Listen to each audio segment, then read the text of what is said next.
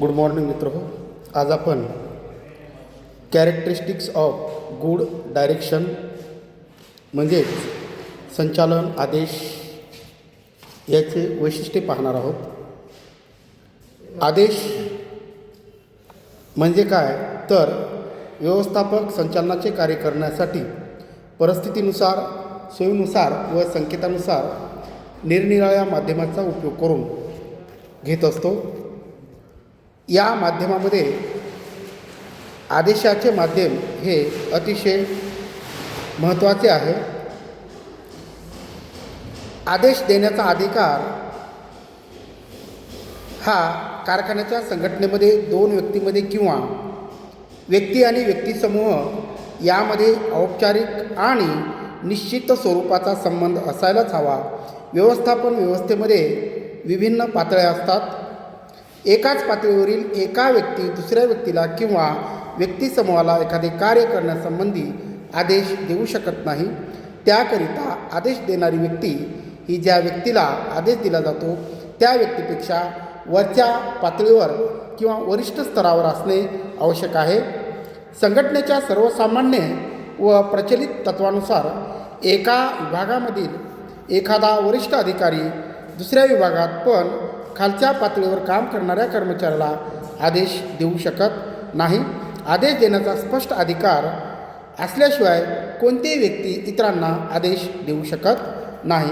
आणि मग आदेश म्हणजे काय तर वरिष्ठ स्तरावरील अधिकारी हा कनिष्ठ स्तरावरील अधिकाऱ्याला काम सांगणे किंवा काम करण्यास सांगणे किंवा एखादी माहिती पुरवणे, संघटनेकडून किंवा कारखान्यातील व्यक्तीकडून कसं काम करून घ्यायचं यासाठी सूचना देणे याला आपण आदेश असे म्हणत असतो.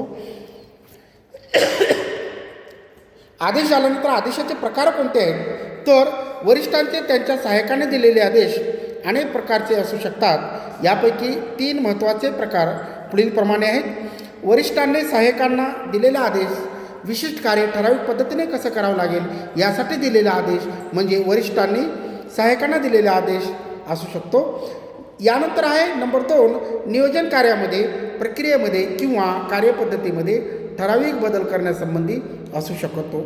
यानंतर आहे नंबर 3 विशिष्ट कार्य बंद करण्यासंबंधी सुद्धा आदेश असू शकतो. अशा पद्धतीने वरिष्ठांनी सहाय्यकांना दिलेला आदेश आणि नियोजन कार्यामध्ये बदल करण्यासाठी दिलेला आदेश किंवा विशिष्ट कार्य बंद करणे किंवा चालू करणे यासंबंधीही एखादा आदेश असू शकतो. याला आपण काय म्हणतो आदेशाचे प्रकार म्हणतो. म्हणजे डायरेक्शन, टाईप्स ऑफ डायरेक्शनसुद्धा आपण त्याला म्हणू शकतो. यानंतर आहे आदेश देण्याची क्रिया. संचालन कार्यामध्ये ज्या क्रियेचा समावेश होतो त्यामध्ये आदेश देण्याची क्रिया ही सर्वात महत्त्वाची आहे. आदेश देण्याची क्रिया एवढी महत्त्वपूर्ण असल्यामुळेच व्यवस्थापकांनी त्यांच्या सहाय्यकांना आदेश देणे म्हणजेच संचालन असा अनेकांचा स्वाभाविकपणे गैरसमज होत असतो.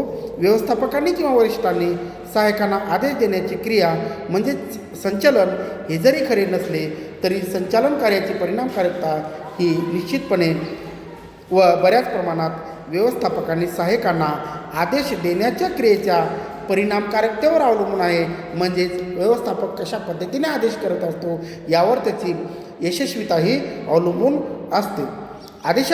यानंतर आहेत आदेशाची वैशिष्ट्ये. व्यवस्थापकांनी सहाय्यकांना आदेश देण्याचे कार्य काळजीपूर्वक करायला हवे. चुकीचे आदेश, संदिग्ध भाषेत दिलेले आदेश, अनिश्चित स्वरूपाचे आदेश, अयोग्य वेळेस दिलेले आदेश तसेच अपूर्ण आदेश यामुळे उद्दिष्ट पूर्ण होण्याऐवजी व्यवस्थापकांना त्यांच्या नियोजित कार्यात अपयश येण्याची जास्त शक्यता असते. व्यवस्थापकांनी दिलेल्या आदेशाची तत्परतेने अंमलबजावणी व्हावी आणि या आदेशाची परिणामकारकता सिद्ध व्हावी याकरिता व्यवस्थापकांनी दिलेल्या आदेशामध्ये पुढील वैशिष्ट्ये असणे आवश्यक आहेत. यामध्ये आहे क्रमांक 1 आदेशाची एकवाक्यता. कुठलाही व्यवस्थापक आहे, कुठलाही मॅनेजर असो, कुठलाही वरिष्ठ अधिकारी असेल तर त्यांनी आदेश देत असताना त्याची जी वैशिष्ट्ये सांगितली आहेत तो एक पहिलं वैशिष्ट्य आहे की आदेशाची एकता. कारखान्यात काम करणाऱ्या प्रत्येक तंत्रज्ञाचा, फोरमनचा आणि कामगाराचा संबंध अनेक वरिष्ठ अधिकाऱ्याशी येत असतो. प्रत्येक फोरमनचा किंवा फोरमनला व कामगाराला फक्त एकाच अधिकाऱ्याकडून आदेश मिळण्याची व्यवस्था असली पाहिजे. संघटनेत प्रत्येक घटकाला फक्त एकाच अधिकाऱ्याकडून आदेश मिळाल्यामुळे आदेशाची अंमलबजावणी ही निश्चित स्वरूपात चांगल्या पद्धतीने होते किंवा त्याचं यश आपल्या संघटनेला अतिशय महत्त्वाचं ठरत असतं. सुप्रसिद्ध व्यवस्थापन शास्त्रज्ञ श्री हेनरी फेवल म्हणतात की आदेशाची एकता किंवा आदेशाची एकवाक्यता हा एक महत्त्वाचा सिद्धांत आहे. या सिद्धांताची उपेक्षा करण्यात आल्यास अधिकाराला अर्थ राहत नाही, शिस्त धोक्यात येते, क्रम विस्कळीत होतो आणि स्थैर्य नष्ट होण्याची शक्यता उत्पन्न होते. यानंतर आहे नंबर 2, आदेशाची संयुक्तिकता.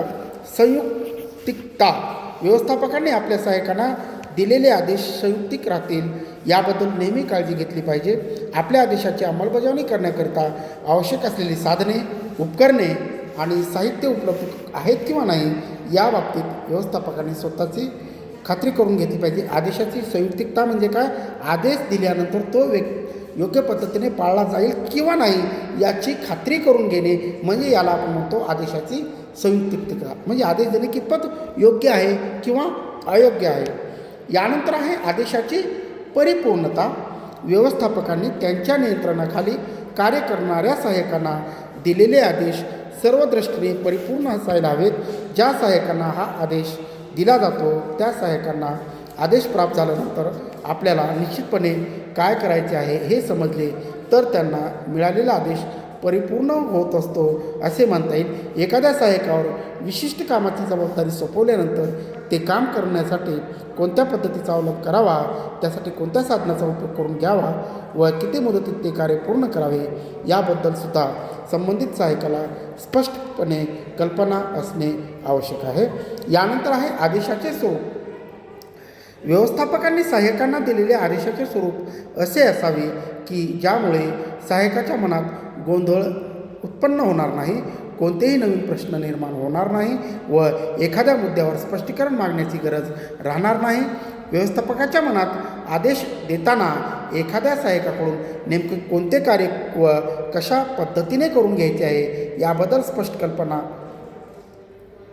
असली पाहिजे किंवा स्पष्टता जर नसेल तर संबंधित सहाय्यक व्यवस्थापकाची अपेक्षा पूर्ण करू शकत नाही. व्यवस्थापकांनी त्यांचे सहाय्यक यामध्ये भौगोलिक अंतर असल्यास व कार्याचे स्वरूप गुंतागुंतीचे असल्यास व्यवस्थापकांनी आदेश देताना भाषेबद्दल विशेष काळजी घेतली पाहिजे. यानंतर आहे व्यवस्थापकांना जेव्हा लेखी आदेश द्यायचे असतात तेव्हा ते प्रथम कार्याचे स्वरूप, कार्याची गरज, कर्मचाऱ्याची योग्यता, कौशल्य, साधनाची साहित्याची उपलब्धता अशा अनेक मुद्द्यावर पूर्ण विचार करावे लागतात. लेखी आदेश निश्चित स्वरूपात आहे याबद्दल व्यवस्थापकांना खात्री करून घ्यावी लागते. तसेच आदेश लेखी स्वरूपाचा असल्यास तो आदेश प्राप्त करणाऱ्या व्यक्तीला आदेशाचा व्यवस्थित अभ्यास करता येतो व आपल्याला कोणते कार्य केव्हा कशा रीतीने व किती वेळात करायचे आहे याबद्दलही निर्णय घेता येत असतो. आदेश लेखी असल्यामुळे प्रत्येक व्यक्तीची जबाबदारी निश्चित होत असते. जे सहाय्यक आदेशाची व्यवस्थित अंमलबजावणी करत नाहीत त्यांच्या विरुद्ध व्यवस्थापकांना कारवाई करण्याचा सुद्धा अधिकार असतो. त्यानंतर आहे सहाय्यकाच्या दृष्टिकोनातून विचार केल्यास लेखी आदेश फार सोयीस्कर असतात. व्यवस्थापकांनी कोणतेही कारवाई केल्यास संबंधित सहाय्यक किंवा कर्मचारी लेखी आदेशाचे सहाय्य घेऊन स्वतःचे संरक्षण करू शकतात. व्यवस्थापकांनी दिलेले सर्व आदेश लेखी असावेत असा नेहमी आग्रह धरणे संयुक्तिक ठरत नाहीत. लेखी आदेश देण्याकरिता व्यवस्थापकांचा बराच वेळ खर्च होतो व त्यामुळे कार्यालयीन खर्चातही वाढ होते. अशा आदेशात लवचिकपणाचा अभाव असतो हे सुद्धा या संदर्भात लक्षात घेणे अतिशय गरजेचे आहे. व्यवस्थापकांना जेव्हा एखाद्या सहाय्यकावर महत्त्वाची जबाबदारी सोपवायची असते तेव्हा त्यांना दिलेले आदेश लेखी स्वरूपाचे असणे नेहमीच फायद्याचे ठरत असतात. व्यवस्थापकांनी दिलेल्या आदेशाची जेव्हा अनेक सहाय्यकांचा संबंधित असतो, कार्याचं स्वरूप जेव्हा गुंतागुंतीचे असते आणि त्या आदेशाची अंमलबजावणी करण्याकरता जेव्हा दीर्घकाळ लागत असतो तेव्हा व्यवस्थापकांनी दिलेले आदेश लेखी स्वरूपाचेच असले पाहिजे असलेच पाहिजे, तरच त्याचा फायदा हा संघटनेला, व्यवसायाला होत असतो आणि ज्यामुळे व्यवस्थापकाचं जे कार्य आहे ते व्यवस्थितपणे पार पडत असतं. यानंतर आहे आदेशाची अंमलबजावणी. प्रत्येक आदेशाची विशिष्ट मुदतीत अंमलबजावणी होणे आवश्यक आहे. आपण दिलेल्या सर्व आदेशांची संबंधित व्यक्तींनी ठराविक मुदतीत अंमलबजावणी केली किंवा नाही हे व्यवस्थापकांनी पडताळून घेतले पाहिजे. आदेशाची उपेक्षा करणाऱ्या सहाय्यकांच्या विरुद्ध व्यवस्थापकांनी कारवाई न केल्यास संघटनेमधील शिस्त फार काळ टिकू शकत नाही. अशा पद्धतीनं आदेश देत असताना व्यवस्थापक जेव्हा आदेश देत असतो तेव्हा आदेशाची वैशिष्ट्ये काय आहेत, कोणत्या प्रकारची वैशिष्ट्ये आहेत, आदेश कशा पद्धतीने दिला जातो, आदेशाचे प्रकार कोणते आहेत, आदेशाच्या प्रकारामध्ये वरिष्ठाकडून कनिष्ठ स्तराकडे दिलेला आदेश, त्यानंतर नियोजन कार्यामध्ये बदल करायचा असेल तर तो बदल सांगण्यासाठी दिलेली सूचना म्हणजे आपण त्याला आदेश म्हणू शकतो. आणि एखादं कार्य विशिष्ट कालावधीमध्ये बंद ठेवायचे आहे किंवा विशिष्ट कालावधीमध्ये सुरू करायचे आहे याबद्दल दिलेली सूचना ही तुम्हाला आदेशाचाच एक प्रकार आहे असं आपल्याला म्हणता येईल. आणि मग असं सांगत असताना आदेशाची वैशिष्ट्ये सांगत असताना आपण कसं सांगितलेले की आदेशाची एकवाक्यता एक आहे, त्यानंतर आदेशाची संयुक्तता म्हणजेच आदेश हा योग्य रीतीने दिला जात आहे किंवा नाही, यानंतर आदेशाची परिपूर्णता होत आहे किंवा नाही, आदेशाचे स्वरूप कोणत्या प्रकारचे आहे, म्हणजे एखादा आदेश दिल्यानंतर सहाय्यकाच्या मनामध्ये गोंधळ निर्माण होणार नाही तर त्याची स्पष्ट कल्पना ही त्या सहाय्यकांना मिळालेली असावी लागते. यानंतर आहे आदेशाला दिलेली आदेशाची अंमलबजावणी.